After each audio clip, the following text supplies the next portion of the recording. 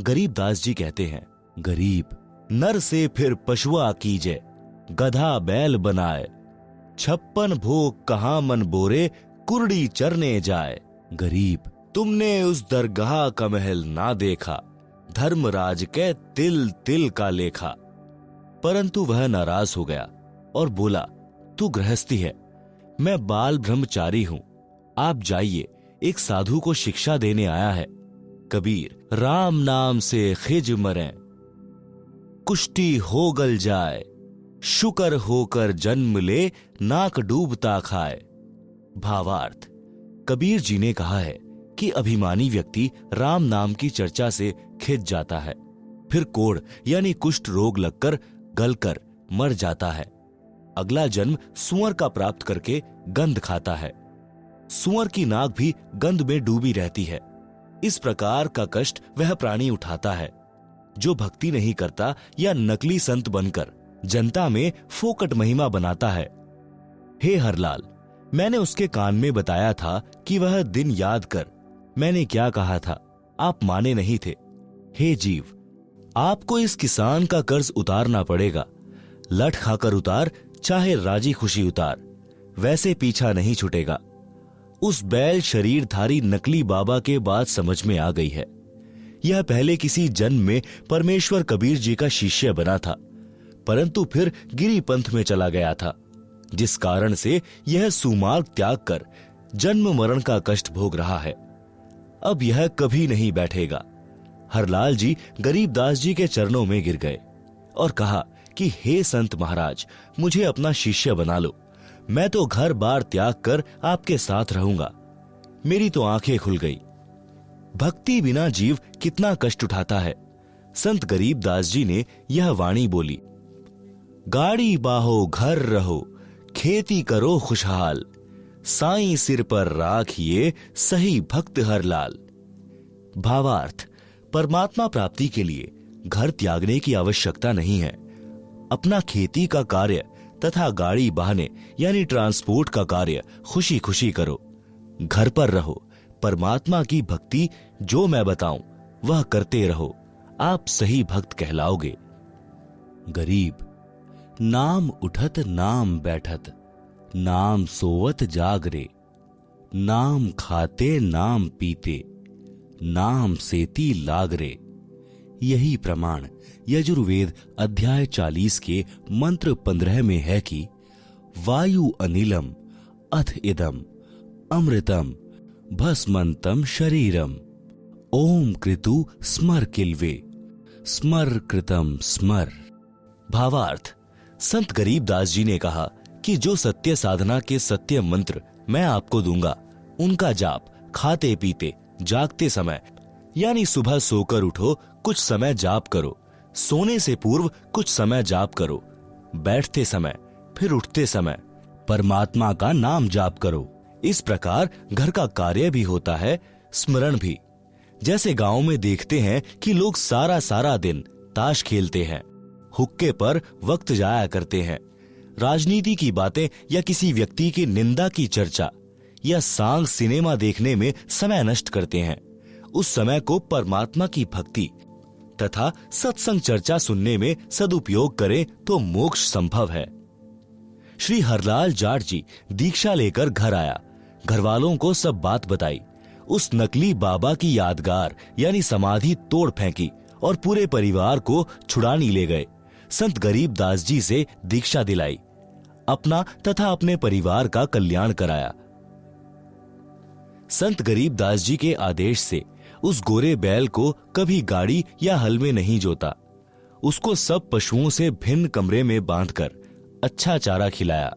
संत गरीबदास जी ने बताया कि यह भक्त था, कर्म बिगड़ने से पशु बना है, इससे काम न लें। वह बैल 5 वर्ष जिया। भक्त हरलाल जी ने उसकी भक्त मानकर सेवा की। परमात्मा कबीर जी ने अपने भूले भटके भक्त की पशु जीवन में सहायता की। उसको फिर कभी मानव जन्म मिला तो और आगे उसके भाग्य में कोई पूरा गुरु मिला तो मुक्ति है, अन्यथा फिर 84 लाख योनियों में कष्ट तैयार है।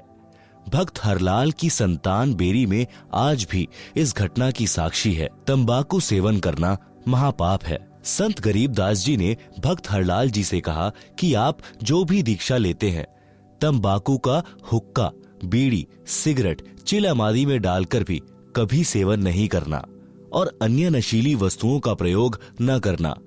भक्त ने कहा कि हे महाराज जी, तंबाकू तो लगभग सब किसान पीते हैं, इसमें क्या हानि है? उत्तर: संत गरीबदास जी ने बताया कि आपने रामायण तथा महाभारत की कथा तो सुनी होगी, उसमें हुक्का सेवन का कहीं वर्णन नहीं है। तंबाकू की उत्पत्ति बताऊं कैसे हुई है? सुन, तंबाकू की उत्पत्ति कथा। एक ऋषि तथा एक राजा साढ़ू थे। एक दिन राजा की रानी ने अपनी बहन ऋषि की पत्नी के पास संदेश भेजा कि पूरा परिवार हमारे घर भोजन के लिए आए, मैं आपसे मिलना भी चाहती हूँ, बहुत याद आ रही है। अपनी बहन का संदेश ऋषि की पत्नी ने अपने पति से साझा किया तो ऋषि जी ने कहा कि साढ़ू से दोस्ती अच्छी नहीं होती, तेरी बहन वैभव का जीवन जी रही है। राजा को धन तथा राज्य की शक्ति का अहंकार होता है, वे अपनी बेइज्जती करने को बुला रहे हैं, क्योंकि फिर हमें भी कहना पड़ेगा कि आप भी हमारे घर भोजन के लिए आना। हम उन जैसी भोजन व्यवस्था जंगल में नहीं कर पाएंगे। यह सब साढ़ू जी का षड्यंत्र है। आपके सामने अपने को महान तथा मुझे गरीब सिद्ध करना चाहता है। आप यह विचार त्याग दें, हमारे न जाने में हित है। परंतु ऋषि की पत्नी नहीं मानी। ऋषि तथा पत्नी व परिवार राजा का मेहमान बनकर चला गया। रानी ने बहुमूल्य आभूषण पहने थे, बहुमूल्य वस्त्र पहने हुए थे। ऋषि की पत्नी के गले में राम नाम जपने वाली माला तथा सामान्य वस्त्र, साध्वी वाले, जिसे देखकर दरबार के कर्मचारी अधिकारी मुस्कुरा रहे थे कि यह है राजा का साढ़ू, कहां राजा भोज, कहां गंगू तेली। यह चर्चा ऋषि परिवार सुन रहा था। भोजन करने के पश्चात ऋषि की पत्नी ने कहा कि आप हमारे यहां भी इस दिन भोजन करने आइएगा। निश्चित दिन को राजा हजारों सैनिक लेकर सपरिवार साढ़ू ऋषि जी की कुटी पर पहुंच गया। ऋषि जी ने स्वर्गलोक के राजा इंद्र से निवेदन करके एक कामधेनु यानी सर्व कामना यानी इच्छा पूर्ति करने वाली गाय, जिसकी उपस्थिति में खाने को किसी पदार्थ की कामना करने से मिल जाता है, यह पौराणिक मान्यता है, मांगी। उसके बदले में ऋषि जी ने अपने पुण्य कर्म संकल्प किए थे। इंद्रदेव ने एक कामधेनु तथा एक लंबा चौड़ा तंबू यानी टेंट भेजा और कुछ सेवादार भी भेजे। टेंट के अंदर गाय को छोड़ दिया। ऋषि परिवार ने गौ माता की आरती उतारी, अपनी मनोकामना बताई। उसी समय 56 प्रकार के भोग चांदी की परातों, टोकनियों, कड़ाहों में स्वर्ग से आए और टेंट में रखे जाने लगे। लड्डू, जलेबी, कचौरी, दही बड़े, हलवा, खीर, दाल, रोटी यानी मांडे तथा पूरी, बूंदी, बर्फी, रसगुल्ले आदि आदि से आधा एकड़ का टेंट भर गया। ऋषि जी ने राजा से कहा कि भोजन जीमो। राजा ने बेइज्जती करने के लिए कहा कि मेरी सेना भी साथ में भोजन खाएगी, घोड़ों को भी चारा खिलाना है। ऋषि जी ने कहा कि प्रभु कृपा से सब व्यवस्था हो जाएगी, पहले आप तथा सेना भोजन करें। राजा उठकर भोजन करने वाले स्थान पर गया। वहां भी सुंदर कपड़े बिछे थे।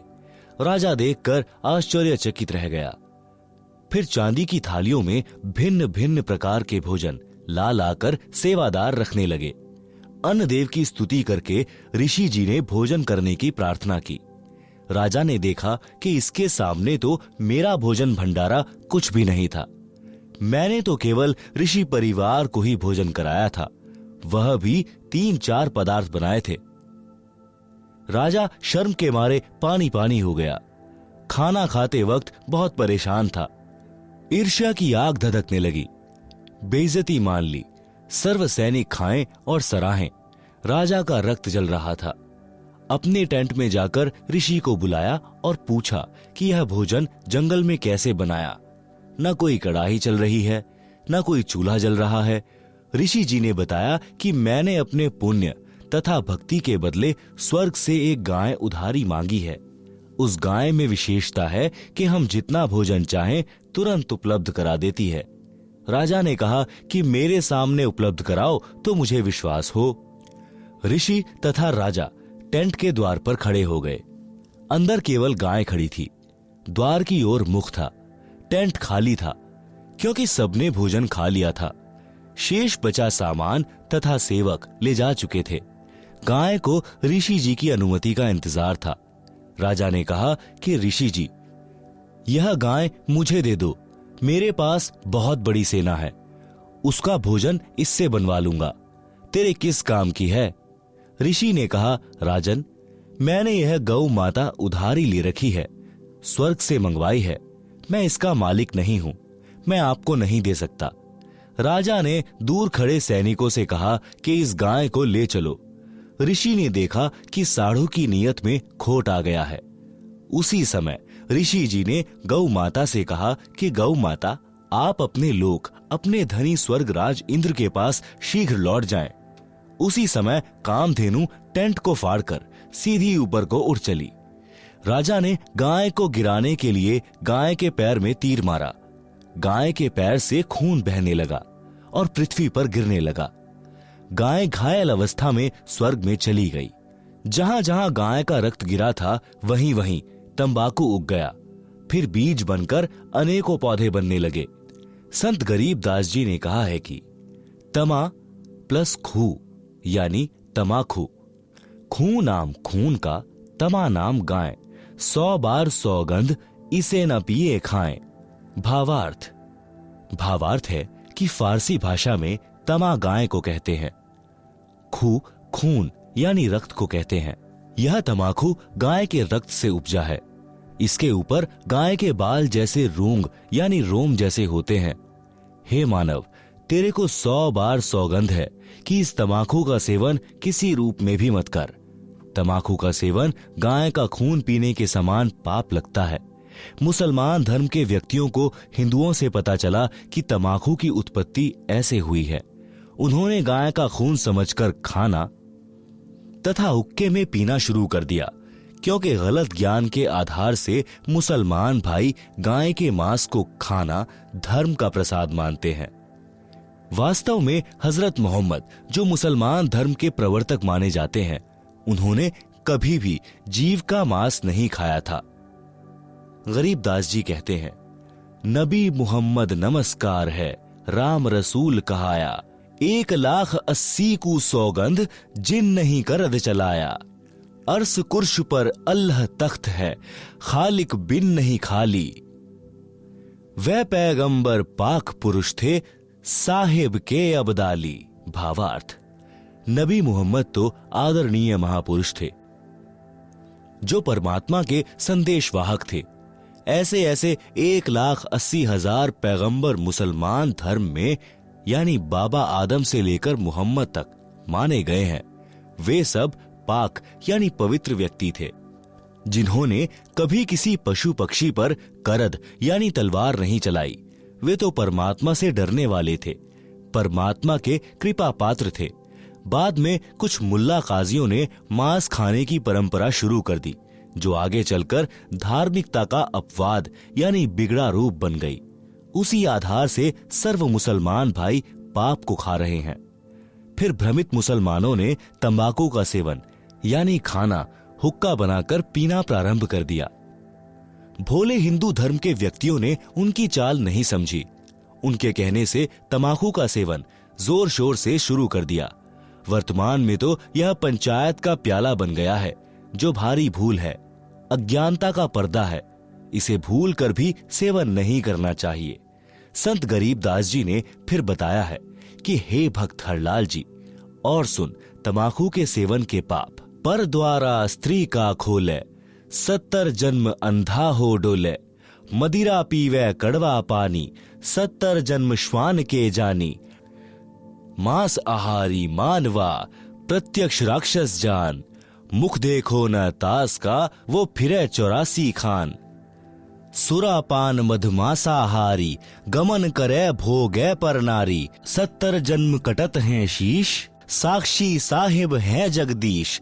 100 नारी जारी करे, सुरापान 100 बार। एक चिलम हुक्का भरे, डूबे काली धार।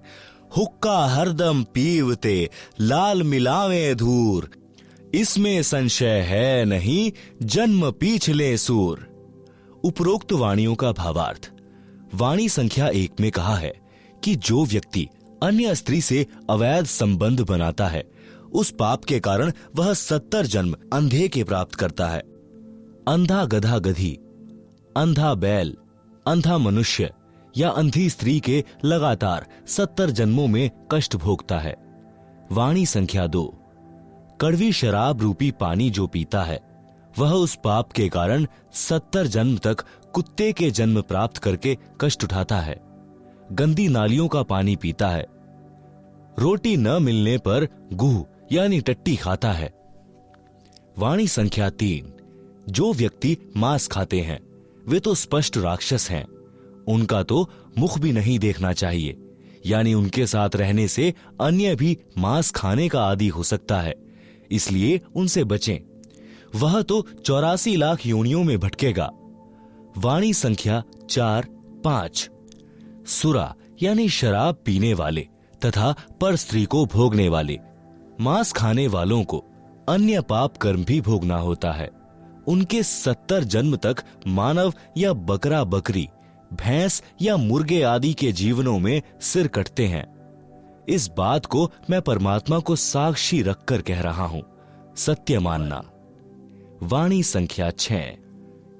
एक चिलम भरकर हुक्का पीने वाले को देने से भरने वाले को जो पाप लगता है वह सुनो। एक बार पर स्त्री गमन करने वाला, एक बार शराब पीने वाला, एक बार मांस खाने वाला पाप के कारण उपरोक्त कष्ट भोगता है। 100 स्त्रियों से भोग करे और 100 बार शराब पिए, उसे जो पाप लगता है वह पाप एक चिलम भरकर हुक्का पीने वाले को देने वाले को लगता है। विचार करो, तंबाकू सेवन यानी हुक्के में, बीड़ी सिगरेट में पीने वाले, खाने वाले, करने वाले को कितना पाप लगेगा। इसलिए उपरोक्त सर्व पदार्थों का सेवन कभी न करो। वाणी संख्या 7। समाज के व्यक्तियों को देखकर कुछ व्यक्ति हुक्का या अन्य नशीली वस्तुएं सेवन करने लग जाते हैं।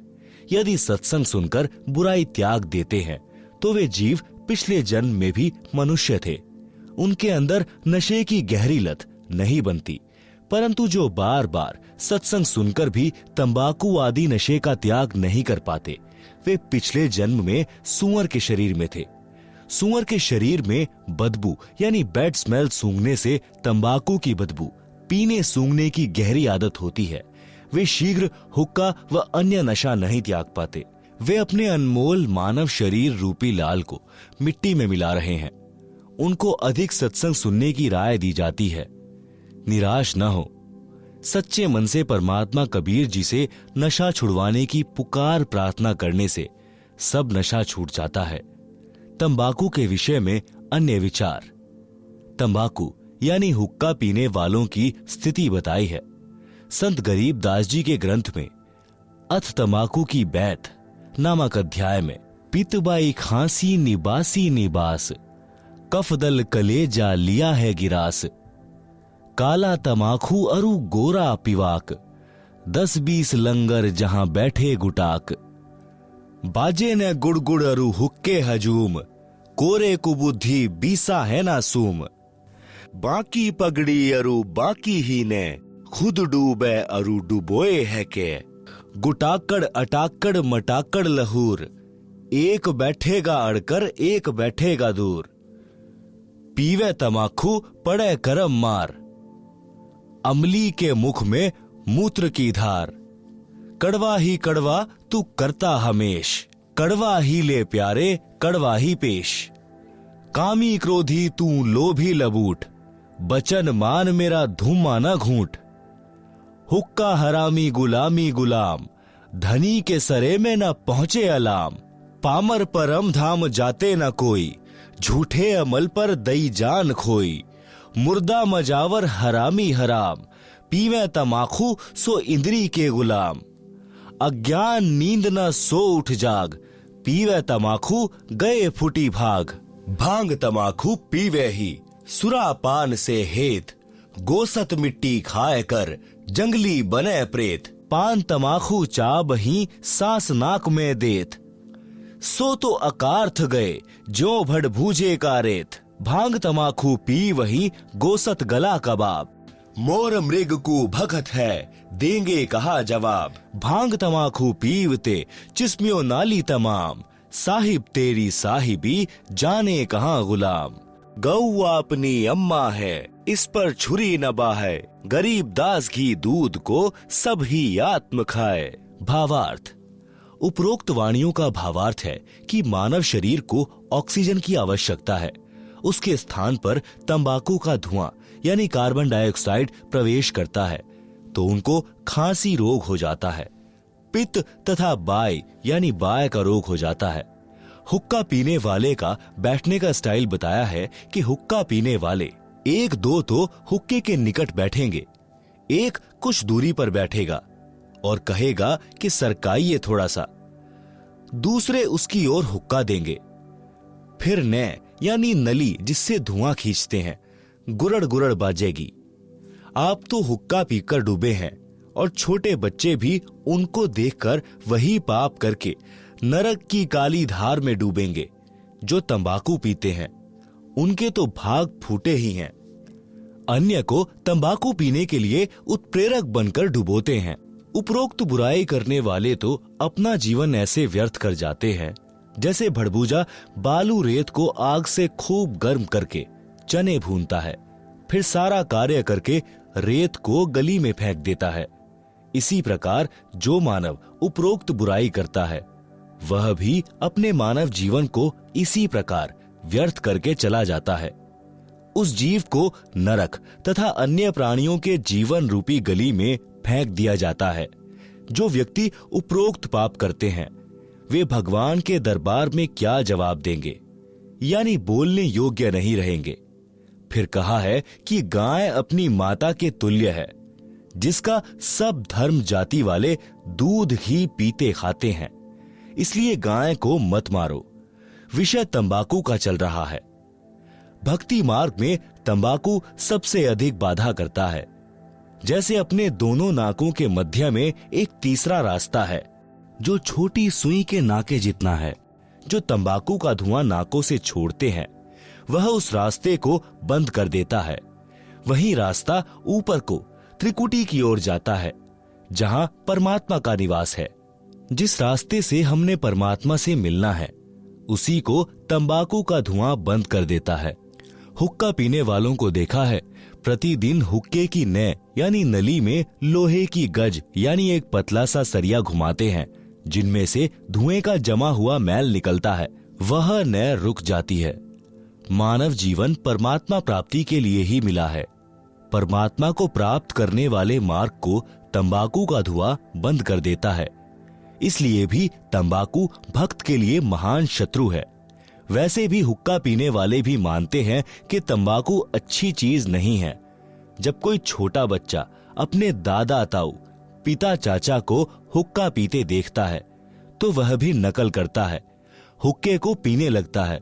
तो बड़े व्यक्ति जो स्वयं हुक्का पीते हैं उस बच्चे को धमकाते हैं कि खबरदार, अगर हुक्का पिया तो यह अच्छा नहीं है। यदि आप जी इसे अच्छा पदार्थ मानते हैं तो बच्चों को भी पीने दो। आप मना करते हैं तो मानते हो कि यह अच्छा नहीं है, हानिकारक है। सर्दियों में एक मकान में छोटे बच्चे भी सो रहे होते हैं। उसी में हुक्का पीने वाला हुक्का पी रहा होता है। वह स्वयं तो पाप कर ही रहा है, अपने परिवार को धुआं पिलाकर पाप का भागी बना रहा है। छोटे बेटा बेटी को दादा पिताजी अपने हिस्से के दूध से पिलाने की कोशिश करता है कि ले थोड़ा और पी ले, देख तेरी चोटी बढ़ रही है और पी जा। इस प्रकार उसे दूध का गिलास पिलाकर दम लेता है, क्योंकि दूध बच्चे के लिए लाभदायक है। हुक्का बीड़ी पीने से मना करता है तो दिल तो कहता है कि तंबाकू पीना बुरा है, परंतु समाज में यह बुराई आम हो चुकी है, इसलिए पाप नहीं लगता। जैसे कई कबीले मांस खाते हैं, उनके बच्चों के लिए वह पाप आम बात है।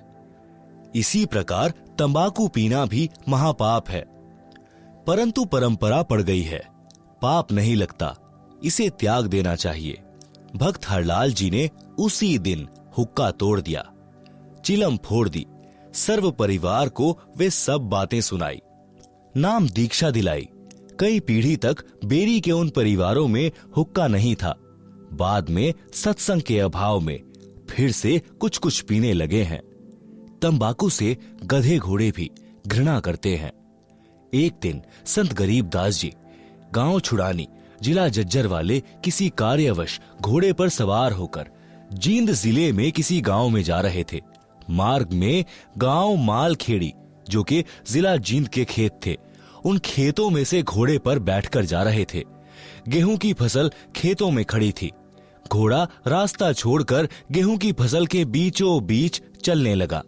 खेतों में फसल के रखवाले थे, वे लाठी डंडे लेकर दौड़े और संत गरीबदास जी को मारने लगे कि तेरा दिमाग खराब हो गया है क्या, हमारी फसल का नाश कर दिया, घोड़े को सीधा नहीं चला सकता। ज्यों ही उन्होंने संत गरीबदास जी को लाठी मारने की कोशिश की तो उनके हाथ ऊपर को ही जाम हो गए। सब अपनी अपनी जगह पत्थर की मूर्ति के समान खड़े हो गए। 5 मिनट तक उसी प्रकार रहे। फिर संत गरीबदास जी ने अपना हाथ आशीर्वाद देने की स्थिति में किया तो उनकी स्तंभता टूट गई और सब पीठ के बल गिरे। लाठियां हाथ से छूट गई। ऐसे हो गए जैसे अधरंग हो गया हो। रखवालों को समझते देर नहीं लगी कि यह सामान्य व्यक्ति नहीं है। सबने रोते हुए क्षमा याचना की। तब संत गरीबदास जी ने कहा कि भले पुरुषों, क्या राह चलते व्यक्ति के साथ ऐसा व्यवहार करते हैं? मारने को दौड़े हो, पहले तो यह जानना चाहिए था कि किस कारण से घोड़ा फसल के बीच में ले गए हो। वे किसान बोले, अब बताइए जी, घोड़ा किस कारण से फसल में चला गया था? संत गरीबदास जी ने पूछा कि इस खेत में इस फसल से पहले क्या बीज रखा था? उन्होंने बताया कि ज्वार बोई थी। उससे पहले क्या बोया था? उन्होंने बताया कि तंबाकू बीजा था। संत गरीबदास जी ने बताया कि उस तंबाकू की बदबू अभी तक इस खेत में उठ रही है। उसकी बदबू से परेशान होकर मेरा घोड़ा रास्ता त्याग कर दूर से जाने लगा। उस तंबाकू को आप पीते हो, आप तो पशुओं से भी गए गुजरे हो। सुन लो ध्यान से, इसके बाद इस गांव में कोई व्यक्ति हुक्का नहीं पिएगा, तंबाकू सेवन नहीं करेगा। यदि आज्ञा का पालन नहीं हुआ तो गांव को बहुत हानि हो जाएगी। उस समय तो सबने हां कर दी। संत के चले जाने के पश्चात बोले कि भर लेना हुक्टी। जब हुक्टी यानी छोटा हुक्का भरने लगे तो हाथ से चिलम छूटकर फूट गई। दूसरी हुक्टी की चिलम लाए, वह भी हाथ में ही चूर चूर हो गई। खेत में जितनी हुक्की थी सब टूट गई, चिलम भी फूट गई। रखवाले डर गए कि उस संत की लीला है। गांव गए तो गांव के सब हुक्के टूट गए, चिलम फूट गई। पूरे गांव में हड़कंप मच गया, भय का वातावरण हो गया। रखवाले गांव में आए तो कारण का पता चला। उस दिन के पश्चात गांव में वर्तमान तक हुक्का यानी तंबाकू सेवन कोई नहीं पीता। गांव का नाम है मालखेड़ी। हुक्का पीने वाले कहते हैं कि ले, मेरे पास कड़वा तंबाकू है, यह भर ले चिलम में। दूसरा कहता है कि यह मेरे वाला अधिक कड़वा है। संत गरीबदास जी ने बताया है कि मृत्यु के उपरांत यम के दूत उस कड़वा तंबाकू पीने वाले के मुख में मूत देते हैं। कहते हैं कि तू अधिक कड़वा कड़वा तंबाकू पीना चाहता था, ले प्यारे, कड़वा मूत पी ले। मूत्र की धार उसका मुख खोलकर मुख में लगाते हैं। संत गरीबदास जी ने यह तो एक लीला करके बुराई छुड़ाई थी। ज्ञान से जो प्रभाव पड़ता है वह सदा के लिए बुराई छुड़ा देता है। ज्ञान सत्संग से होता है। सत्संग सुनने की रुचि पैदा करो, सत्संग सुनो। निवेदन, उपरोक्त बुराई सर्वथा त्याग दें, इससे जीवन का मार्ग सुहेला हो जाएगा। नशा करता है नाश। नशा चाहे शराब, सुल्फा, अफीम, हीरोइन आदि आदि किसी का भी करते हो, यह आपका सर्वनाश का कारण बनेगा।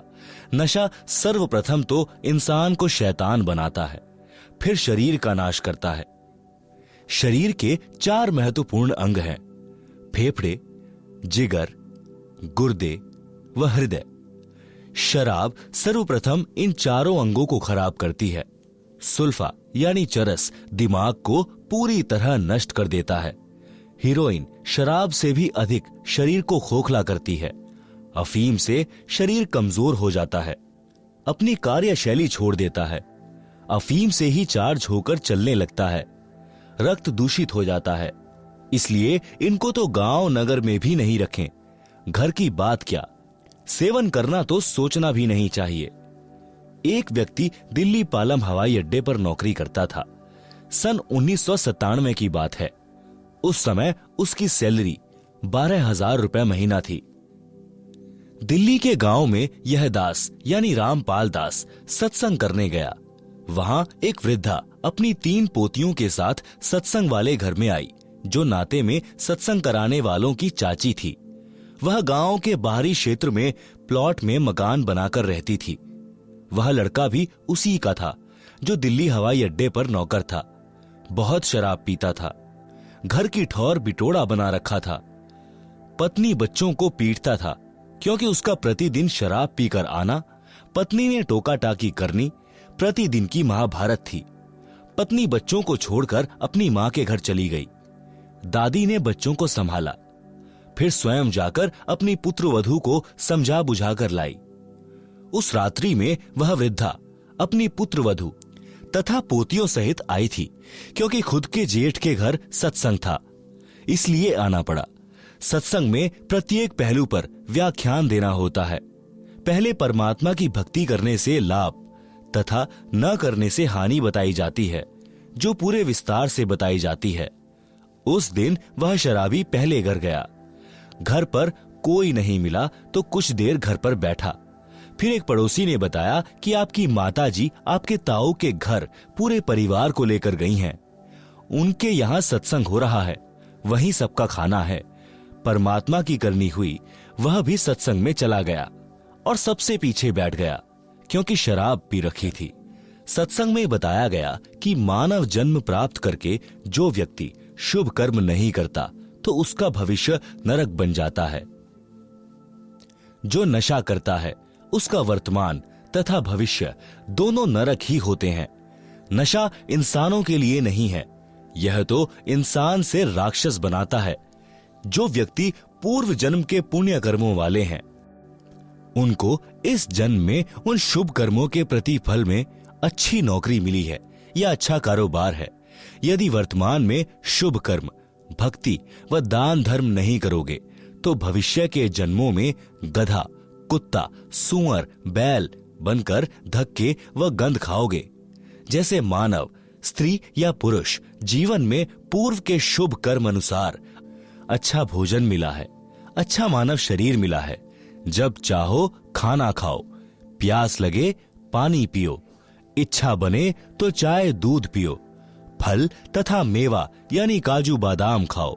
यदि पूरा गुरु बनाकर सच्चे दिल से भक्ति व सत्संग सेवा, दान धर्म नहीं किया तो अगले जन्म में गधा, बैल या कुत्ता बनकर दुर्दशा को प्राप्त हो जाओगे।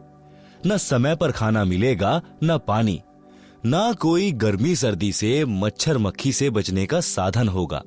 मानव जीवन में तो मच्छरदानी ऑल आउट से बचाव कर लेते हैं, गर्मी से बचने के उपाय खोज लिए हैं, परंतु जब पशु बनोगे तब क्या मिलेगा। संत गरीब दास जी ने परमेश्वर कबीर जी से प्राप्त ज्ञान को इस प्रकार बताया है। नर से तीतू पशुआ कीजे, गधा बैल बनाई, 56 भोग कहाँ मन बोरे, कुरड़ी चरने जाई। भावार्थ, मानव शरीर छूट जाने के पश्चात भक्तिहीन तथा शुभ कर्महीन होकर जीव गधे, बैल आदि आदि की योनियों यानी शरीरों को प्राप्त करेगा।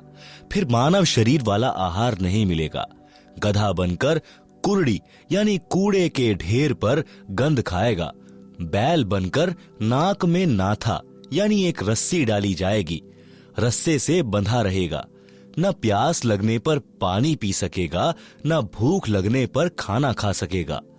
मक्खी मच्छर से बचने के लिए एक दुम होगी, उसको कूलर समझना, पंखा या मच्छरदानी समझना। जिन प्राणियों के अधिक पाप कर्म होते हैं, पशु जीवन में उनकी दुम भी कट जाती है। 1-1.5 फुट का डंडा शेष बचता है, उसे घुमाता रहता है।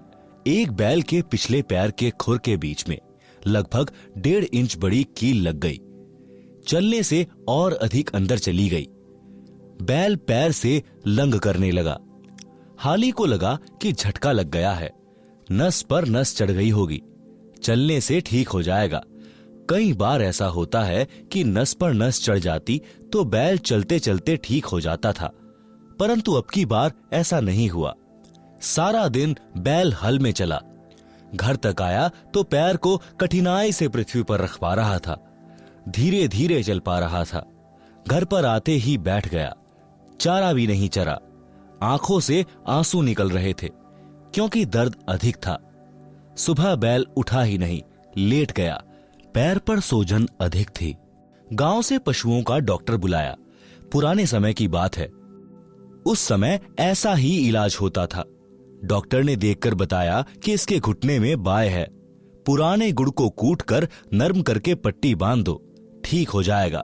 कील लगी थी खुर में, यानी पैर के नीचे वाले हिस्से में। उपचार हो रहा था घुटने का। लगभग 1 महीने ऐसे चला। एक दिन घर के आदमी ने देखा कि बैल के पैर के तलवे यानी खुर के बीच से मवाद निकल रहा है। उसको साफ किया तो पाया कि कील लगी है। किसी औजार से कील निकाली। तब 1 सप्ताह में बैल ठीक हो गया। पेट भर चारा खाया, पानी पिया। विचार करें, जब यह प्राणी मानव शरीर में था तो उसने स्वप्न में भी नहीं सोचा था कि एक दिन मैं बैल भी बन जाऊंगा। अब बोलकर भी नहीं बता पा रहा था कि दर्द कहां पर है। कबीर जी ने कहा है कि जिह्वा तो वो है भली जो रटे हरि नाम, ना तो काट के फेंक दियो मुख में भलो न चाम। भावार्थ, जैसे जीभ शरीर का बहुत महत्वपूर्ण अंग है, यदि परमात्मा का गुणगान तथा नाम जाप के लिए प्रयोग नहीं किया जाता है तो व्यर्थ है, क्योंकि इस जुबान से कोई किसी को कुवचन बोलकर पाप करता है। बलवान व्यक्ति निर्बल को गलत बात कह देता है, जिससे उसकी आत्मा रोती है, बद्दुआ देती है। बोलकर सुना नहीं सकता क्योंकि मार भी पड़ सकती है। यह पाप हुआ। फिर किसी की निंदा करके, किसी की झूठी गवाही देकर, किसी को व्यापार में झूठ बोलकर, ठग कर अनेकों प्रकार के पाप मानव अपनी जीभ से करता है। परमेश्वर कबीर जी ने बताया है कि यदि जीभ का सदुपयोग नहीं करता है, यानी शुभ वचन, शीतल वाणी, परमात्मा का गुणगान यानी चर्चा करना, धार्मिक सदग्रंथों का पठन पाठन तथा भगवान के नाम पर जाप स्मरण जीभ से नहीं कर रहा है तो इसे काट कर फेंक दो। कोरे पाप इकट्ठे कर रहा है। जीभ को काटने को कहना तो मात्र उदाहरण है जो सतर्क करने को है। कहीं जीभ काटकर मत फेंक देना। अपने शुभ कर्म, शुभ वचन शुरू करना। यदि राम नाम व गुणगान नहीं कर रहा है तो पवित्र मुख में इस जीभ के चाम को रखना अच्छा नहीं है। मानव शरीरधारी प्राणी को वर्तमान में यानी सन 1970 से विशेष सुविधाएं प्राप्त हैं, जिस कारण से दिनों दिन परमात्मा से दूर होता जा रहा है। उतनी ही गति से मानव के दुख निकट आ रहे हैं। वित्तीय स्थिति में सुधार है, परंतु मानसिक शांति समाप्त है। नशा इसका मुख्य कारण है। एक पिता नौकरी पर गया है। बच्चों की आशा होती है कि पिताजी आएंगे, कुछ आवश्यक वस्तुएं लाएंगे। पिताजी आते हैं तो छोटे छोटे बच्चे दौड़कर लिपटते हैं, प्यार पाते हैं। जिन बच्चों का पिता नशा करता है उनके घर में कलह का होना स्वाभाविक है। बच्चे भयभीत रहते हैं। उनका मानसिक विकास, शारीरिक विकास दोनों ही नहीं हो पाते। वह घर नरक समान हो जाता है। आज जो शराब पीकर मस्त हैं, उनकी इज्जत समाज में भी नहीं होती। अगले जन्म में वह व्यक्ति कुत्ता बनेगा, टट्टी खाएगा, गंदी नाली का पानी पिएगा, फिर पशु पक्षी बनकर कष्ट पर कष्ट उठाएगा। इसलिए सर्व नशा व बुराई त्याग कर इंसान का जीवन जियो। सभ्य समाज को भी चैन से जीने दो। एक शराबी अनेकों व्यक्तियों की आत्मा दुखाता है। पत्नी की, पत्नी के माता पिता, भाई बहनों की, अपने माता पिता, बच्चों की, भाई आदि की। केवल 1 घंटे के नशे ने धन का नाश, इज्जत का नाश, घर के पूरे परिवार की शांति का नाश कर दिया। क्या वह व्यक्ति भविष्य में सुखी हो सकता है? कभी नहीं। नरक जैसा जीवन जिएगा। इसलिए विचार करना चाहिए, बुराई तुरंत त्याग देनी चाहिए। एक प्रश्न, किसने देखा है कि अगले जन्म में क्या होता है? उत्तर, उदाहरण के लिए एक समय एक अंधा व्यक्ति जंगल की ओर जा रहा था। आगे एक सज्जन व्यक्ति खड़ा था।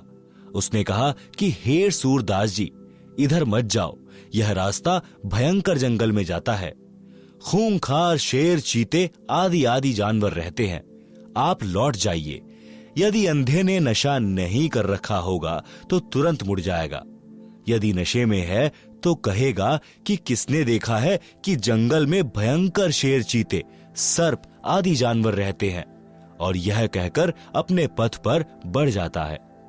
विचार करें, अंधे को दिखाई नहीं देता और आंखों वाले की बात पर विश्वास नहीं करता, तो उसको कौन से तरीके से समझाया जाए? यदि नहीं मानता है तो उसकी वही दशा होगी जो आंखों वाला बता रहा था, शेर मार डालेंगे। इसी प्रकार संत जन आंखों यानी ज्ञान नेत्र वाले हैं। उन्होंने हमें बताया है जो ऊपर वर्णन किया गया है। हम ज्ञान नेत्रहीन अंधे हैं। यदि हम संतों की शिक्षा पर विश्वास करके रास्ता नहीं बदलेंगे तो वही होगा जो ऊपर बताया गया है। नर से फिर पीछे तू पशुआ कीजे, गधा बैल बनाई, 56 भोग कहाँ मन बोरे, कुर्डी चरने जाई। कुछ व्यक्ति तो यहाँ तक कह देते हैं कि देखा जाएगा जो होगा। उनसे निवेदन है कि गधा बनने के पश्चात आप क्या देखोगे, फिर तो कुम्हार देखेगा। इस प्रकार के प्रवचन सत्संग में अवश्य सुनाए जाते हैं। वह शराबी भी सत्संग में आ बैठा, क्योंकि घर पर कोई नहीं था, ताला लगा था। कुछ देर बाद नशा उतर गया और सब सत्संग सुनना पड़ा। उस दिन के पश्चात उस व्यक्ति ने कभी शराब नहीं पी और कोई नशा नहीं किया। दीक्षा ली, पूरे परिवार को दीक्षा दिलाई। हम यानी लेखक तथा साथ सत्संग में गए कुछ भक्त सुबह गांव के बाहर घूमने के लिए गए तो रास्ते में उस व्यक्ति यानी एयरपोर्ट वाले का घर था। गली में उसकी माताजी खड़ी थी। उसने कहा कि महाराज जी, चाय पीकर जाना। गांव के भक्त ने बताया कि इनके घर अवश्य चलो, उजड़ा पड़ा है यह परिवार। साधु संतों के चरण पड़ने से घर पवित्र हो जाता है। हम सब उनके घर चले गए। हम कुल 5 जने थे। चारपाई आंगन में डली थी। मई का महीना था। वृक्ष की छाया थी। उसकी माताजी ने अपनी पुत्र वधू से कहा कि बेटी, चाय बना। उस बेटी ने चूल्हे में आग जलाकर डेगची में पानी डालकर चाय बनाना शुरू कर दिया। आधे घंटे बाद हमने कहा कि चाय शीघ्र लाओ, हमने घूमने जाना है, फिर किसी अन्य गांव में सत्संग के लिए जाना है। परंतु फिर भी वह बेटी डेगची के नीचे आग जलाए जा रही थी। 2 बार कहा तो वह रोने लग गई। गांव का भक्त उठकर गया तो पता चला कि घर पर न चीनी है, न चाय पत्ती और न ही दूध है। उस व्यक्ति की माताजी भी रोने लगी। कहा कि उजड़े पड़े हैं महाराज, बचा सको तो बचा लो। वह व्यक्ति दीक्षा लेकर वक्त से अपनी ड्यूटी पर चला गया था। कुछ दिन के पश्चात हम दिल्ली में ही पंजाब खोड़ गांव में सत्संग कर रहे थे। वहां पर वह व्यक्ति अपनी माता तथा पत्नी व तीनों बेटियों को कार में बैठाकर सत्संग में लाया। पहले एक टूटी सी मोटरसाइकिल थी। सब बच्चों ने सुंदर वस्त्र पहन रखे थे।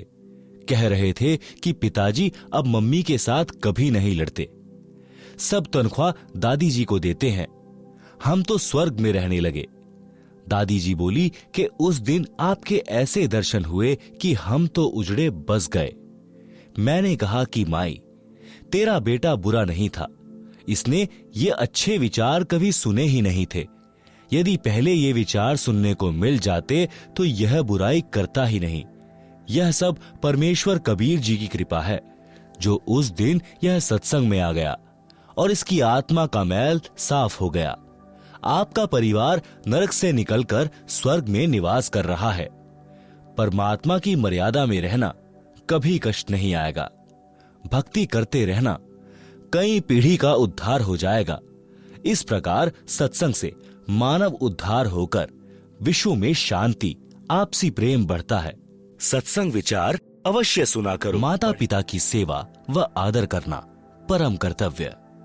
प्रत्येक माता पिता की तमन्ना होती है कि मेरी संतान योग्य बने, समाज में बदनामी न ले, अच्छे चरित्र वाली हो, आज्ञाकारी हो, वृद्धावस्था में हमारी सेवा करे, हमारी बहू हमारे कहने में चलने वाली आए, समाज में हमारी इज्जत रखे, वृद्धावस्था में हमारी सेवा करे, प्यार से व्यवहार करे। सतयुग, त्रेता, द्वापर तक यह मर्यादा चरम पर रही। सब सुखी जीवन जीते थे। कलयुग में कुछ समय तक तो ठीक रहा, परंतु वर्तमान में स्थिति विपरीत ही है। इसे सुधारने का उद्देश्य लेखक यानी रामपाल दास रखता है। आशा भी करता हूं कि भगवान की कृपा से, ज्ञान के प्रकाश से सब संभव हो जाता है, हो भी रहा है और होगा, यह मेरी आत्मा मानती है। माता का संतान के प्रति प्यार। एक लड़के का पिता मृत्यु को प्राप्त हो गया। उस समय वह 10-11 वर्ष का था। माता ने अपने इकलौते पुत्र की परवरिश की।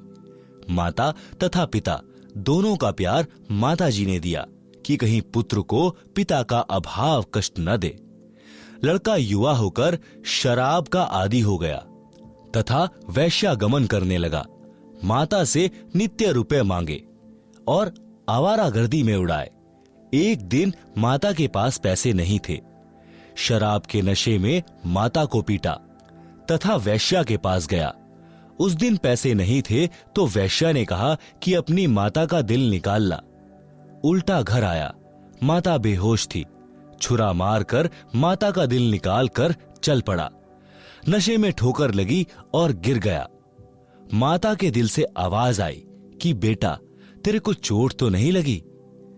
नशे से बना शैतान वैश्या के पास माता का दिल लेकर पहुंचा तो वैश्या ने कहा कि जब तू अपनी माता का हितैषी नहीं है तो मेरा क्या होगा?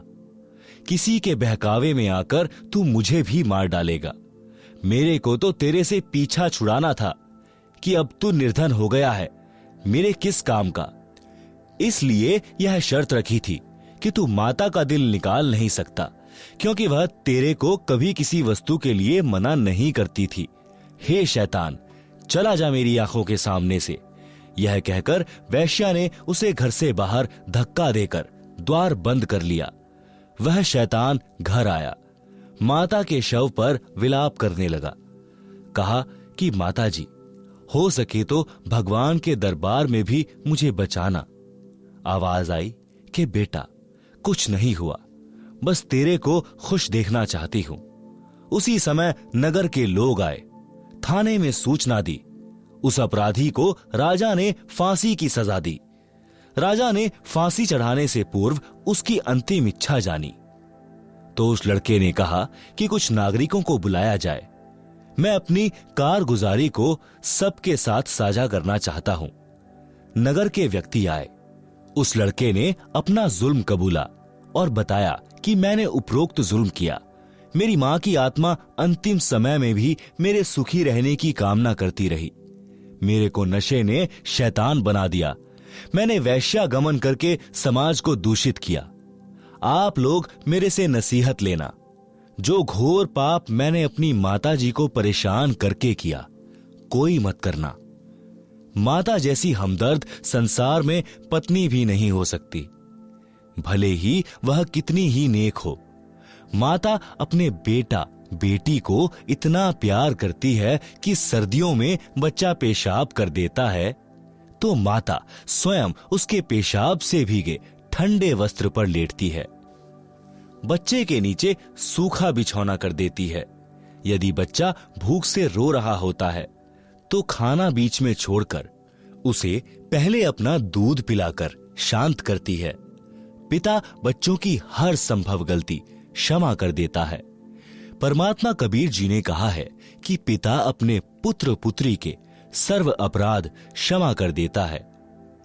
अवगुण मेरे बाप जी, बख्शो गरीब नवाज, जो मैं अपूत कपूत हूं तो भी पिता को लाज। शब्दार्थ, परमात्मा सर्व प्राणियों का पिता है।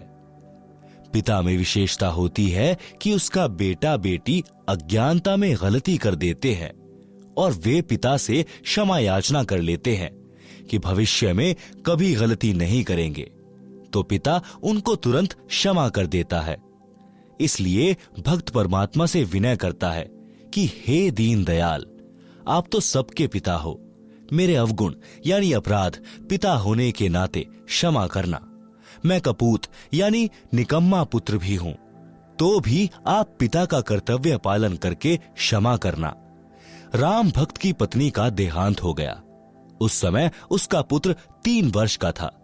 उस व्यक्ति की रिश्तेदारी में एक घटना ऐसी घटी थी जिसने उसको झंझोर कर रख दिया। कथा इस प्रकार है। उसके मामा जी अपनी बहन यानी राम भक्त की माता जी से लगभग 10 वर्ष बड़े थे। मामा जी के 2 पुत्र थे। राम भक्त की मामी जी का देहांत हो गया। मामी जी ने दूसरा विवाह कर लिया। दूसरी पत्नी को पुत्र हुआ। दूसरी पत्नी पहले वाली के पुत्रों से ईर्ष्या करने लगी। यह विचार किया कि 15 एकड़ जमीन है, 3 जगह बटेगी। उसने उन बच्चों को कांच पीसकर दूध तथा खाने में खिला पिला दिया, जिससे दोनों को धीरे धीरे रोगी होकर मृत्यु हो गई है। डॉक्टर ने बताया कि बच्चे कांच खा गए हैं, जिस कारण से इनकी मृत्यु हुई है। एक दिन उसकी पत्नी ने पड़ोसन से बताया कि मैंने ऐसे ऐसे किया, मेरे बेटे को 15 एकड़ जमीन मिल गई। उस स्त्री ने मेरे मामा जी को बताया। मामा जी छोटी मामी को बहुत प्यार करते थे और उस पर विश्वास करते थे। उन्हें विश्वास नहीं हो रहा था। एक दिन छोटी मामी अपने भाई से बता रही थी कि मैंने ऐसे ऐसे किया, तेरे भांजे को 15 एकड़ जमीन मिल गई। यह बात मेरा मामा भी सुन रहा था, क्योंकि वह खिड़की से बाहर स्वाभाविक खड़ा था। मामी का भाई बोला कि बहन, तूने जुल्म कर दिया, इस पाप को कहां रखेगी? आज के बाद मैं तेरी शक्ल देखने भी नहीं आऊंगा। मामा जी का दिमाग फटने को हो गया। घर त्याग कर अपनी बहन के घर पर आ गया, यानी हमारे यानी राम भक्त के घर पर जीवन व्यतीत किया। कुछ वर्ष के पश्चात छोटी मामी से जन्मा वह पुत्र भी मर गया। वह छोटी मामी किसी के साथ भाग गई। पता चला कि उस व्यक्ति ने उसके गहने छीनकर मारकर कुएं में डाल दिया। पुलिस को पता चला तो उस व्यक्ति को फांसी लगाई गई। इस सर्वनाश महाभारत को याद करके राम भक्त ने दूसरा विवाह नहीं किया। लड़के को अपने साथ रखता, हल जोतता था तो पुत्र को कंधे पर बैठा कर रखता था। थक जाता तो वृक्ष के नीचे लेटा देता। स्वयं खाना बनाता, स्वयं स्नान कराता, कपड़े साफ करता। जैसे तैसे लड़का जवान हुआ, विवाह कर दिया, फिर भी सब कार्य करता था। लड़का भी काम में हाथ बटाता था, परंतु कठिन कार्य स्वयं ही करता था। वृद्धावस्था ने जोर दिया, कार्य कुछ नहीं कर पा रहा था। पुत्रवधू को व्यर्थ का खर्च लगने लगा, जिस कारण से अपने ससुर को रूखा सूखा बासी भोजन देने लगी। फिर पेट भर भोजन भी नहीं देती थी। लड़का पूछता था कि पिताजी, सेवा ठीक हो रही है? पिताजी कहते कि बेटा, कोई कसर नहीं है, बड़ी भाग्यवान बहू आई है, मेरा विशेष ध्यान रखती है। यह बात बहू भी सुनती और अधिक परेशान करती कि मेरे पति को पता नहीं है। वृद्ध भी मेरी चाल से अपरिचित है। एक दिन लड़के ने देखा कि पिताजी को भोजन ठीक नहीं मिला, तो उसने पत्नी को कहा, तू पाखंड करने लगी कि घर देखकर खाया जाता है। आपको घर की चिंता नहीं है, सारा घर मेरे से चल रहा है। मुझे पता है कि खर्च कैसे चलाना है। एक दिन वृद्ध को चक्कर आए और गिर गया, टांग टूट गई। वैद्य ने बताया कि आहार पूरा न मिलने से शारीरिक कमजोरी है। दूध 2 समय आधा आधा सेर यानी आधा आधा किलो पिलाओ, ताजा भोजन खिलाओ। वैद्य चला गया। पत्नी ने कहा कि ऐसे तो घर का दिवाला निकल जाएगा। पति यानी लड़के को भी बात पसंद आई। वृद्ध की कोई परवाह नहीं की। वृद्ध के ससुराल वाले चोट लगने की खबर सुनकर मिलने आए। उन्होंने पूछा कि बेटा बहू ठीक सेवा कर रहे हैं क्या? राम भक्त ने कहा कि पूछो ना, ऐसे पुत्र तथा पुत्र वधू सबको दे भगवान, मेरे को कोई कष्ट नहीं होने देते। यह तो कोई कर्म की मार से चोट लग गई है। उसी गांव में 2 बहनों का विवाह हुआ था, एक का राम भक्त से, दूसरी का पड़ोस में। जब वे अपनी दूसरी लड़की के घर गए तो पता चला कि उस राम भक्त की कोई सेवा नहीं हो रही है। लड़का भी निकम्मा है। यह बात ससुराल वालों के गले नहीं उतरी, क्योंकि वे राम भक्त के मुख से सुनकर आए थे कि सेवा में कोई कसर नहीं है। वे कुछ समय बाद पुनः राम भक्त के घर गए तो उस समय वह बासी रोटी पानी में भिगो भिगो कर खा रहा था। यह देखकर उनको रोना आ गया। लड़के को बुलाया तथा कहा कि तेरे को शर्म नहीं आती? पता है तेरे को कैसे पाल पोष कर बड़ा किया है? लड़के की बहू भी आ गई। दोनों बोले कि हम तो ऐसे ही सेवा करेंगे। राम भक्त बोला कि आप जाओ, घर में झगड़ा ना कराओ। मेरी किस्मत में जो लिखा है वह मिल रहा है। मैं अपने पुत्र को दुखी नहीं देख सकता। राम भक्त की बुआ का लड़का राम निवास सत्संगी था। वह राम भक्त को बहुत कहता था कि आप कुछ समय भगवान की भक्ति किया करो, मेरे साथ संत के सत्संग सुनने चला करो। तो राम भक्त कहता था कि मैं तो अपने बेटे की पूजा करूंगा, यह सुखी रहे, यही मेरी तमन्ना है। बुआ के लड़के ने कहा कि बेटे की पूजा पूरी हो चुकी हो तो अब भी बना लें कुछ कर्म। फिर भी यही कहा कि बेटे बहू को देख देख कर जी रहा हूं। बहुत कहने के पश्चात राम भक्त अपनी बुआ के लड़के राम निवास के साथ सत्संग में गया। फिर राम निवास अपने घर ले गया, उसकी दवा कराई, अच्छा खाना खिलाया, कई महीने अपने पास रखा। राम भक्त भक्ति पर पूरा दृढ़ हो गया। घर पर गया तो बच्चों से कहा, बेटा बेटी पुत्र वधू, आज तक मैंने आपसे कुछ नहीं मांगा, आज एक भीख मांग रहा हूं। आप मेरे साथ सत्संग में एक बार चलो। उन्होंने कहा कि पीछे से पशुओं तथा बच्चों को कौन संभालेगा? राम भक्त ने कहा कि बेटा घर पर रह जाएगा, बेटी तथा पोता पोती मेरे साथ चलो। ऐसा ही किया। जब उस पुत्र वधू ने सत्संग के वचन सुने, वहां आने वाले सब भक्तों की सेवा पुराने भक्त भक्तमती ऐसे कर रहे थे जैसे विशेष मेहमानों की घर पर करते हैं। वृद्ध, रोगी, अपंग श्रद्धालुओं की भी विशेष सेवा कर रहे थे। सत्संग में यह बताया जाता है कि जीव पर दया बनाए रखने से परमात्मा प्रसन्न होता है। दुखियों, असहायों की सहायता करना मानव मात्र का परम कर्तव्य है। दया धर्म का मूल है, पाप मूल अभिमान। कह कबीर दयावान के पास रहे भगवान।